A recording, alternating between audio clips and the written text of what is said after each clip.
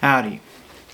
Today I'm going to talk a little bit about a place that's about 30 miles north of Amarillo, Texas. It's called the Alibates Flint Quarries. There's evidence of human occupation at this site that goes back about 8,000 years on site. However, there's been several artifacts made from the special rock that is mined at this site, and that stuff's been found at Clovis sites, even pre-Clovis sites. So we're talking 13,000 years plus old rock from this site that was found at older sites than 8,000 years. So it's been around a long time. It's been the site has been a major source of a very premium grade of stone that is used to make tools, stone tools. The tools from the Alibates Flint Quarries have been found 1,000 miles in each direction. The special type of rock is harder than steel. When you in the hands of somebody who knows what they're doing with it, it's sharp as a razor. It's a very high quality stone for making flint tools. On site, there are over 700 mining pits where Native Americans would go there, and they would actually dig down to get to stone that was buried. There are outcrops of stone in some places, but the stone that's buried under the dirt was the good stone. The stuff that had been exposed to the sun for too long ended up being a little bit more brittle and wasn't as good for stone tools. So they would dig the stone out, and at one time they had a whole industry going here. There were villages down below the rock. Tends to be on these mesas. So there's mining operations going on the top of the mesas. There are villages down from there where they had built living quarters. There's one area they uncovered not too far from there that they thought was like a 60-room building. They've uncovered the stone foundations. Just a lot was going on here. It's thought that at one time there was a whole industry sort of, that there were people producing the stone, and then they would, from big pieces of the rock, they would be breaking it into pieces about as big as your fist, and then those got called blanks. They got traded to other groups of people that were coming through the area and whatnot, and then the tool makers from those groups would be able to get those down into making spearheads and arrow points and blades that were used to harvest grain at certain times. There at the Blackwater Draw site, they found spearheads made from this Alibates flint that was used to kill and butcher Columbian mammoths 13,500 years ago. So very important spot if you're for history of the United States, and especially for history of Texas and this part of the United States. Hugely important place. There have been evidence of some violent encounters that happened at Alibates. They've found human remains that were thought were killed in violent ways. They found one room that was had some bodies, but what they had done is they had buried the bodies in this room, filled it in and buried bodies in it, and then there was a little shelf, and they put the heads of the people on the little shelf. I'm not sure what that's all about, but so there's evidence that there were some violent encounters, and just throwing out a theory there, it may have been over the control of this flint. Whenever there's something valuable in the area, there's people that want to control who has access. There's people that want the benefits of that material to in one way or another flow to them.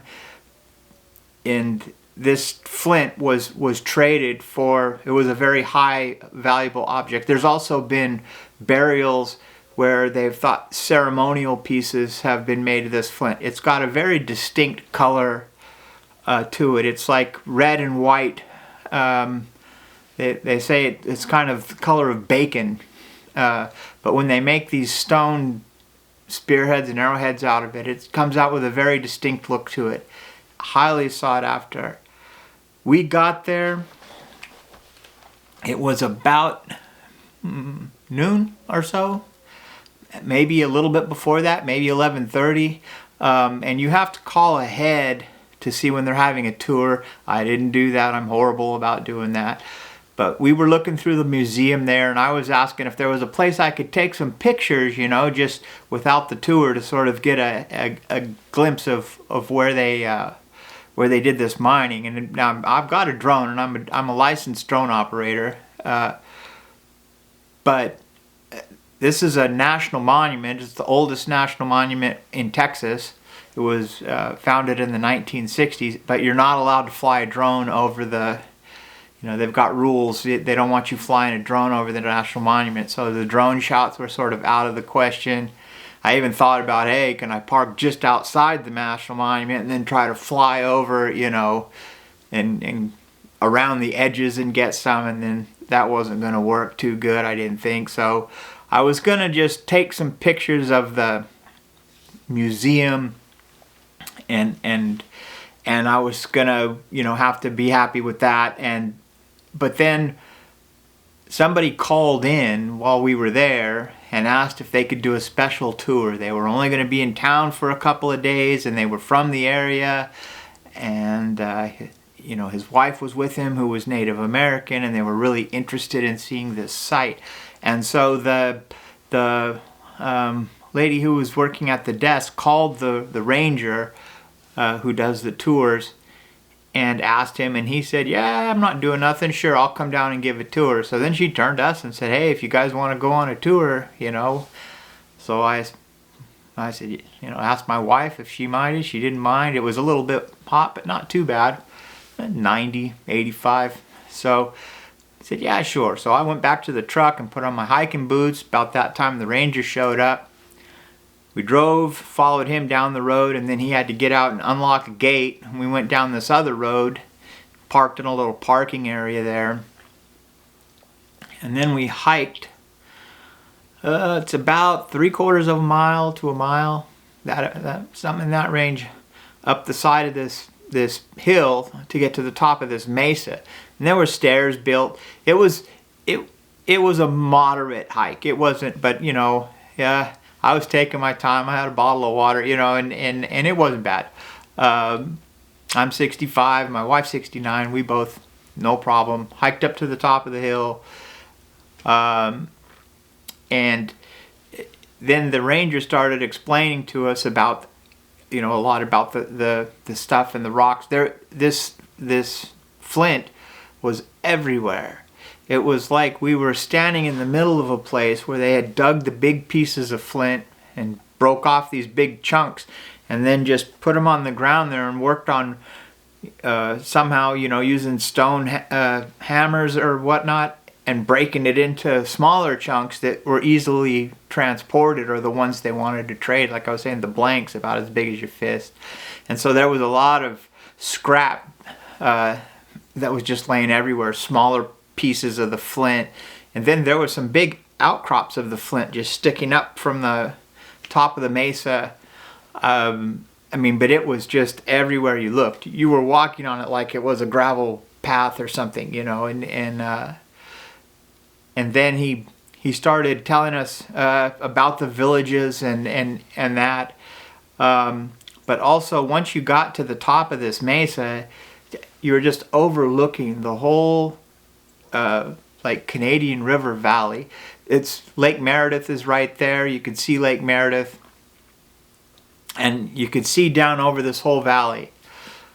And it was just beautiful. They've had quite a bit of rain there lately, and it was nice and green. When we were standing there looking around and saw a little baby horny toad, and those are sort of endangered type of lizard that lives here in Texas. It's not really a toad, it's a lizard, but anyways, they look like a little tiny dinosaur or something. They're really cool. So we saw a little tiny one of those walking around, and the ranger was very informative and very, he explained to us about how they constructed their houses down in the village, and it was sort of shaped like an igloo, sort of. It was, they found stone foundations, and then they found evidence that it was once a covered thing, but the entrance was sort of a long piece that you had to get down and actually crawl into.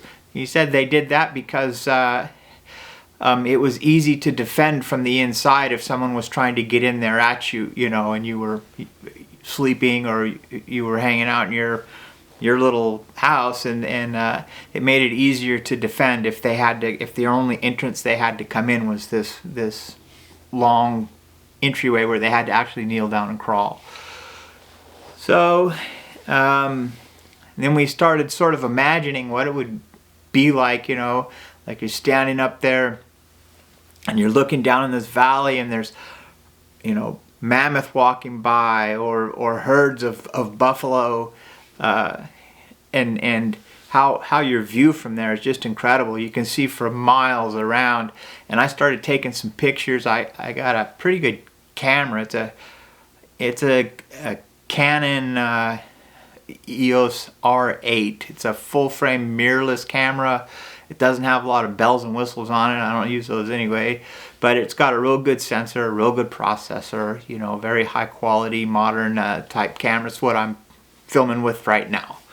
So I'm up there with my old R8, and I'm taking some pictures, and I noticed there's this one, like the road that goes back over towards the visitor center. It's kind of winding along down through this valley, and I thought, oh, there's a cool picture I'll take one of the road. And then I took one, and I thought I can get a little better, framing, and it took a second one. Didn't think much about it. We hiked back down the trail, got in the car, said the goodbyes to the ranger. I talked to him.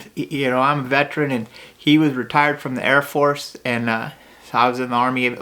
We started talking back and forth about, the service and where we were stationed and stuff. So I stood there talking to him for quite a few minutes.